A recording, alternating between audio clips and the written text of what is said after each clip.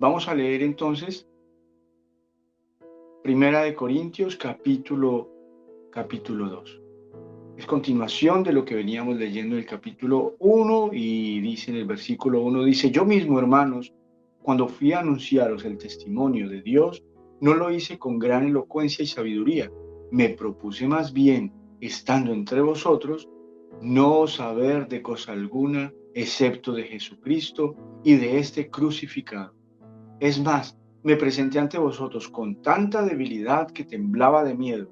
No os hablé ni os prediqué con palabras sabias y elocuentes, sino con demostración del poder del Espíritu, para que vuestra fe no dependiera de la sabiduría humana, sino del poder de Dios.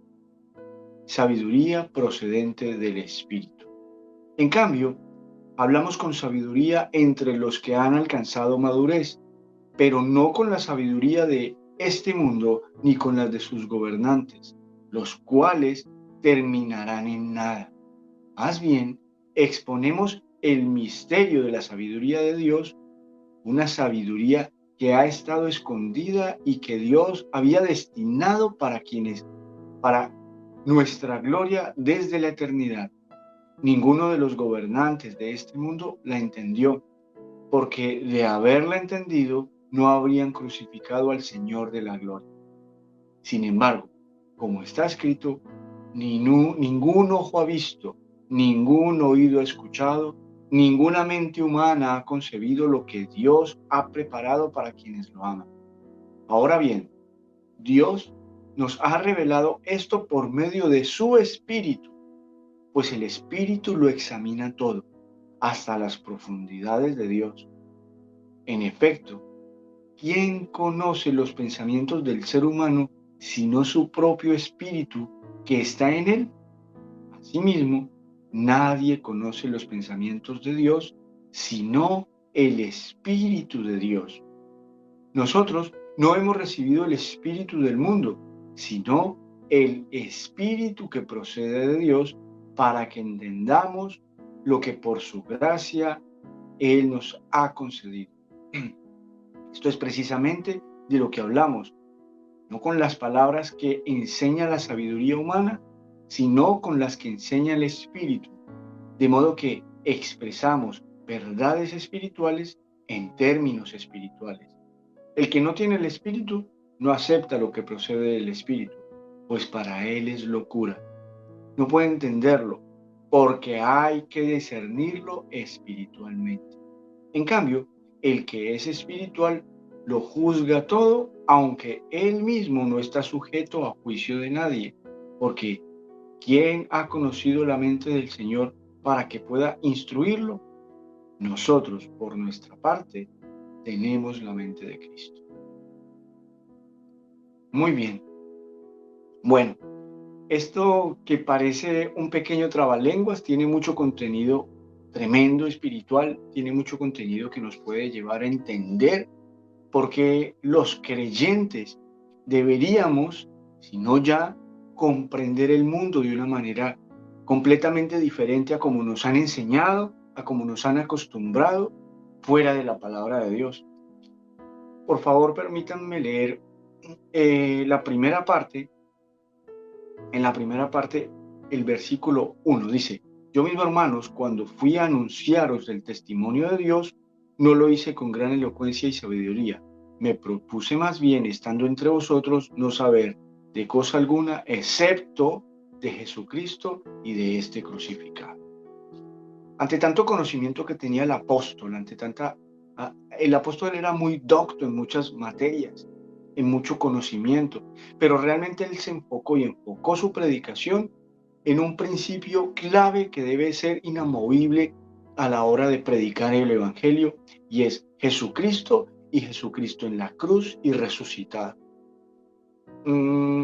Es, o sea, la intención de llenar de conocimiento la predicación del evangelio está muy bien, siempre que el eje principal de ese conocimiento, al fin y al cabo, y con la intención de persuadir o de dar elementos de juicio, sea siempre el eje central de nuestra fe, que es Jesucristo. Ahora, muy bien, Jesucristo como, o más bien Jesús de Nazaret, como muchos otros profetas o próceres del pueblo judío, hubiera podido pasar desapercibido como una persona más, como un predicador más, como un profeta más, si no hubiera tenido al final el cumplimiento de todas las profecías que recayeron sobre la persona de Jesús.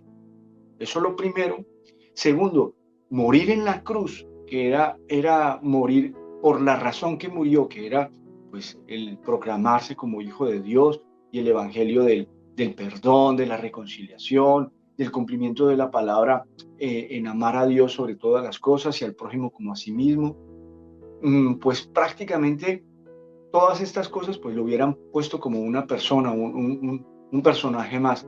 Pero el fundamento de nuestra fe está justamente en Cristo resucitado, en el hecho de que Él haya resucitado al tercer día y luego ya analizar todo lo que sucedió y decir, evidentemente, este era el Cristo, el Mesías esperado por el pueblo. Pero, pero claro, mm, todo el conocimiento que Pablo podría tener no era más que adorno, no era más que una herramienta más. No quiere decir esto que el conocimiento era desechado, que la razón era desechada, sino que el conocimiento, la razón, tenían que estar unidos al eje principal de nuestra fe, que es Jesucristo, su obra, su resurrección, su sacrificio en la cruz y su resurrección. Entonces, es muy chévere como nosotros muchas veces, al ir a compartir de Jesús, realmente lo único que necesitamos saber es que Él nos ama, que murió por nosotros y que ha resucitado para vivir con nosotros por la eternidad. Y lo único que nos pide es arrepentirnos y aceptar el sacrificio que Él hizo en la cruz por nosotros. Es muy interesante también como en el versículo 12, si me permiten volverlo a leer, dice, bueno, lo voy a leer desde el 11, ¿vale? Leámoslo desde el 11, dice, en efecto, ¿quién conoce los pensamientos del ser humano sino su propio espíritu que está en él? Se está refiriendo al mismo ser humano, es decir, yo mismo conozco mis pensamientos. Asimismo, nadie conoce los pensamientos de Dios sino el Espíritu de Dios. De la única manera que nosotros podemos conocer los pensamientos de Dios, o el único que lo conoce es el Espíritu Santo, porque es Dios. Versículo 12. Nosotros no hemos recibido el Espíritu del mundo, sino el Espíritu con mayúscula que procede de Dios para que entendamos lo que por su gracia Él nos ha concedido.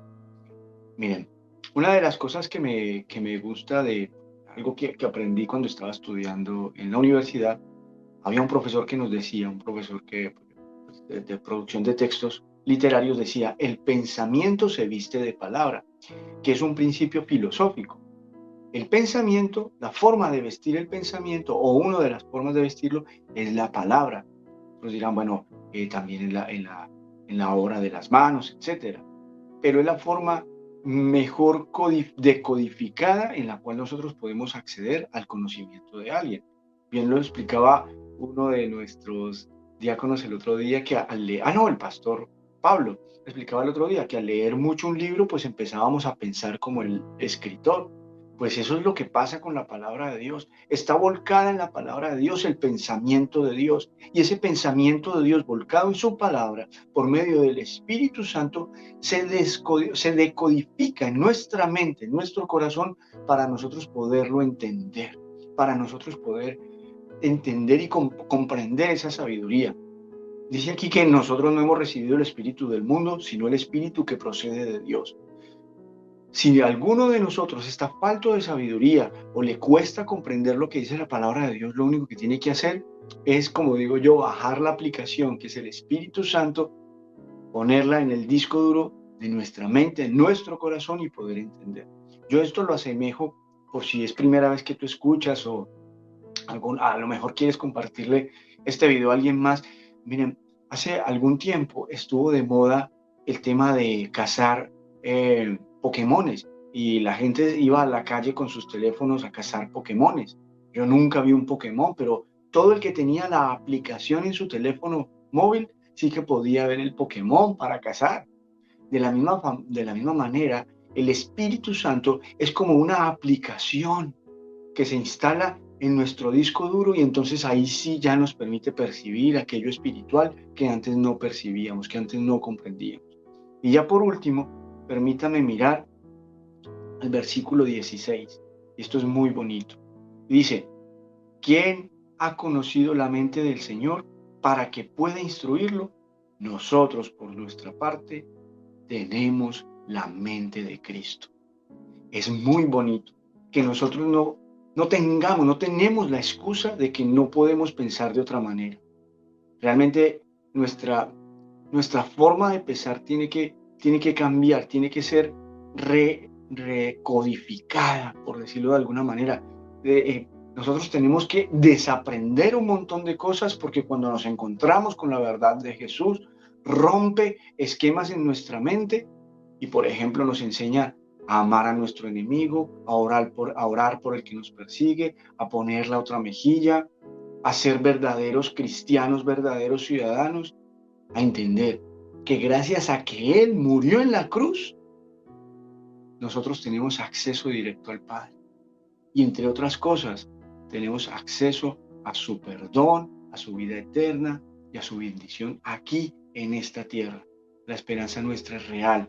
La esperanza nuestra está basada en comprender por medio del Espíritu Santo que Jesucristo murió por nosotros y está vivo. Y lo único que tenemos que hacer es aceptarle, entendiendo con nuestra mente y en nuestro corazón que nos ama y murió por nosotros. ¿Qué les parece si oramos? ¿Sí? Oramos por lo que el Señor nos acaba de regalar en la primera carta de los Corintios, capítulo 2.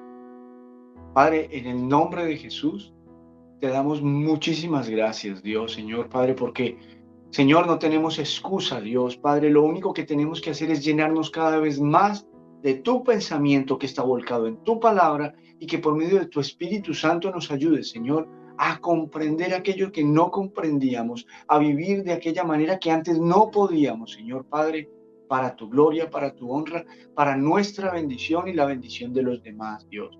En estos tiempos, Señor Padre Santo, Rey, el ser humano, Señor Padre, cada vez, Señor, entendemos que nuestra forma de vivir nos lleva al acabose, Señor Padre Santo, y al caos, Dios. Por eso te ruego en el nombre de Jesús, Señor, que nosotros que hemos escuchado esta mañana, este día, ahora mismo, Señor Padre, esta palabra, podamos comprender que tu Espíritu, Señor Padre, nos da sabiduría, nos da conocimiento, nos da discernimiento para vivir conforme a tu voluntad. Porque como dice, Señor Padre, en la última parte, nosotros tenemos la mente de Cristo gracias a la obra redentora de Jesucristo en la cruz. No fue barato, fue costoso el precio para que nuestra vida cambiara por la eternidad y pudiéramos disfrutarlo desde ahora. Así que te damos muchísimas gracias, Señor, en el nombre de Jesús. Amén y amén.